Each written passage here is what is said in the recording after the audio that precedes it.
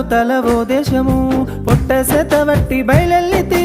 పైసల కోసము వనవాసము రామ రామ అంటూ నేనొస్తిని 7 సంద్రాలావతల ఓ దేశము పొట్ట సెతవట్టి బయలెల్లితి పైసల కోసము వనవాసము